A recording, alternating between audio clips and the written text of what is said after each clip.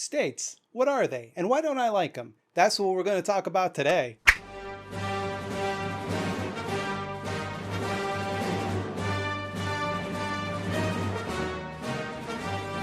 Welcome back, comrades and non-rads alike. I'm Slimeball Sue, and this is Questions in Anarchy, the only show on the internet. Please excuse the sound of my air conditioner and fan going in the background. As I said in the last video, which this one is filmed at the same time as, is fucking 44 degrees with the humidex in Toronto right now, and that's real hot.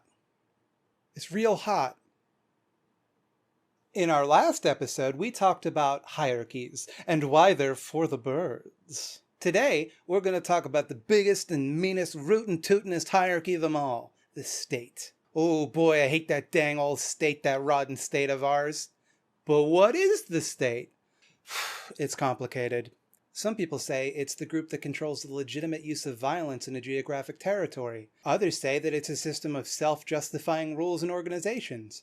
And other people say that it's synonymous with the word government, the most useless definition. Personally, I think of the state as the method through which coercive authority and hierarchy are maintained. Which is kind of like a mishmash of all of those previous definitions. Does that sound a little vague? Well, there's a lot of different kinds of state, and it's kind of hard to pin down exactly what we're talking about. One thing that might be worth mentioning is things that anarchists are not talking about when we talk about the state. We're not talking about organization. We're not talking about social services. We're not talking about all of the things that the government does, some of which are useful and necessary. I want roads. I want tap water. I want libraries. None of those maintain coercive authority. In the last episode, which a link to should be appearing somewhere, see if you can find it, we talked about the problem with hierarchy. Well, states are rigidly hierarchical. Some people are in charge, and they tell the rest of us what to do. Even when they're elected, they're still in charge. So-called representative democracy justifies itself through an appeal to the public's consent. Why, they're not enforcing their will over you. They're acting on your best interests and in your name. They're advocating for you. And you get to choose who's in charge. And that's pretty much the same thing as being in charge of the government yourself, right? Right? Now you'll have to excuse me if I sound a little cynical about representative democracy. Let me give you an example of why I think it doesn't work. My Prime Minister, Justin Trudeau, campaigned on the idea of electoral reform. A lot of Canadians, like me, were sick of our dilapidated and incredibly bad first-past-the-post voting system. Justin Trudeau promised that when he got in office, the first thing he was going to do, he was going to sit down, he was going to take a look at how to fix that. He's going to get to the bottom of this electoral system of ours and get it in ship-shape condition. And then he got elected, and then he said, actually, I don't want to do this anymore because it would be bad for me and my shitty party. Because ultimately, politicians are not accountable to you. Most people don't get to decide what happens in their government. They just get to choose someone to represent them. If all of the politicians and all of the people that pay for the politicians get together in one tiny smoke-filled room and discuss what types of things will and will not be allowable this election, you actually have no recourse whatsoever because the government decides the law. And you actually don't have a voice in that process. All you get to do is occasionally beg someone else to plead your case for you. Once that law is established, you either follow it, or you get locked up, or tortured, or killed. Now, some laws are very fine laws. For example, I don't want people going around murdering each other. Laws against murder, those get the Thought Slime stamp of approval. Other laws, not so much. Other laws are less justifiable.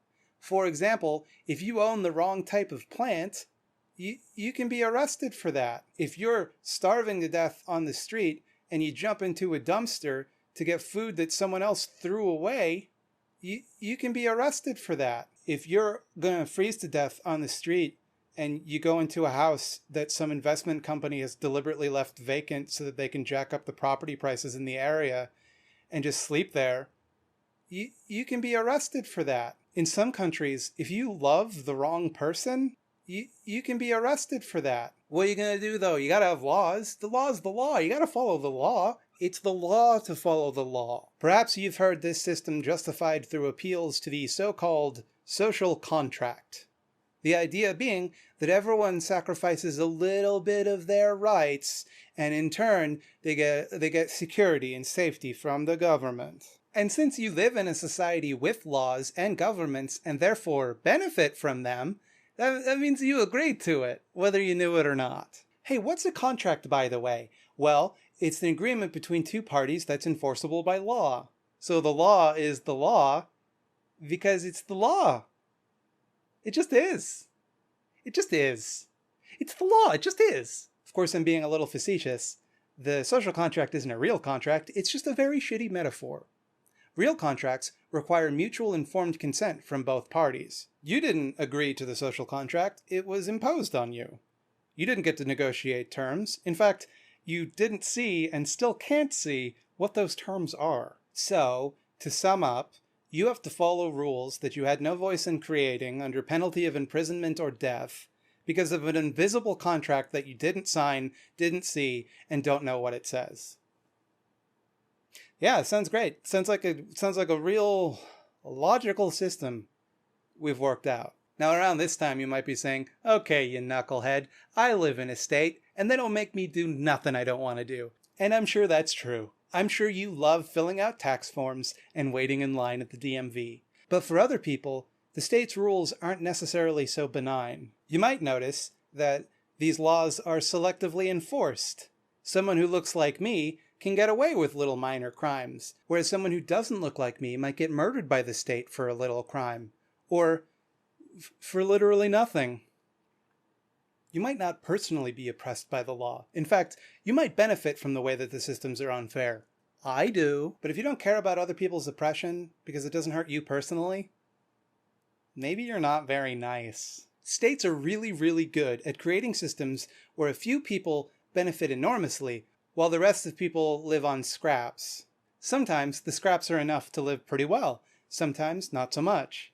But that's about the limit of what the state can offer you.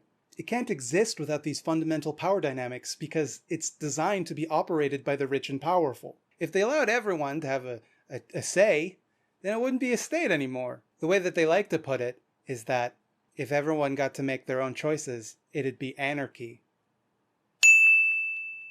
But we don't really need their rules, to be honest. No community of equals is going to ratify the right for people to murder or steal and pillage. The state and its advocates would have you believe that somehow simultaneously these rules are self-evidently good, but everyone would choose to abandon them if they had the opportunity to. States keep us safe. Safe from ourselves. In their absence, we'd turn on each other, kill each other. It would be a dog-eat-dog world where only the strong survived. And the strongest people, they'd take over. They'd set up a brutal system where you had to obey all of their whims. Don't pay attention to the fact that that wasn't how people lived before states, and try to ignore the fact that people still kill each other and steal in states. Well, they kind of have a point. If you didn't do anything to stop them, the strong would control the weak. In fact, it's happened before. We call it the state. That's what the state is.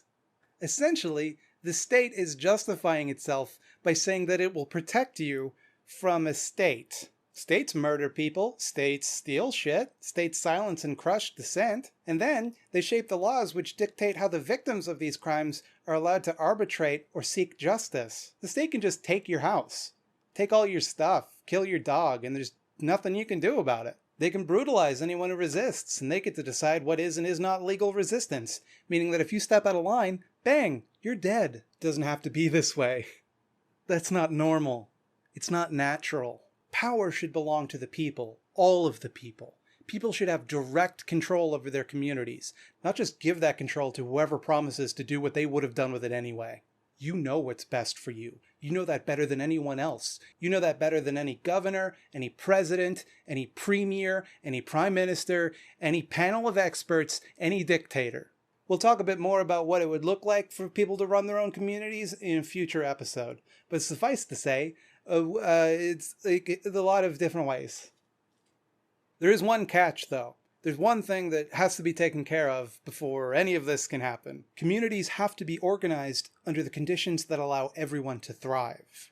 Because until everyone is free, no one is. If your freedom is conditional on your obedience, then you're not really free. You're just in a momentarily lenient prison. How do we eliminate the economical obstacles that prevent equality in society? What's stopping us? It's capitalism, which is what we're going to talk about in the next video. It's going to be a spicy one, so tune in, Anarchy fans! Thanks to my dang patrons. Big ups to Ryan William Cox, Michael Hollenbach, Nicole the Anarchoduck, Matthew, Chorham, Julian Colin, J-Bugs III, Some Random Leftist, Jane, Peregrine Seinfeld, Patrick M., Jacob A. Berkowitz, Mia Nakano, Niels Bildgard, Mike Yocom, Illusia S., Ree Carter, Brett Dibble, Thorne Melcher, Matt Brighton, and Live Static. Mad ups to Queen Maxine, Chuds McKenzie, Jordan Hoxie, Siobhan O'Leary, Jan Anders Bremer, Aaron B., Colbean Mani, and Dash of Week. Join them in my hall of slimy heroes at patreon.com/thoughtslime. Like this video and subscribe to me, or my secret police will find you and tickle you.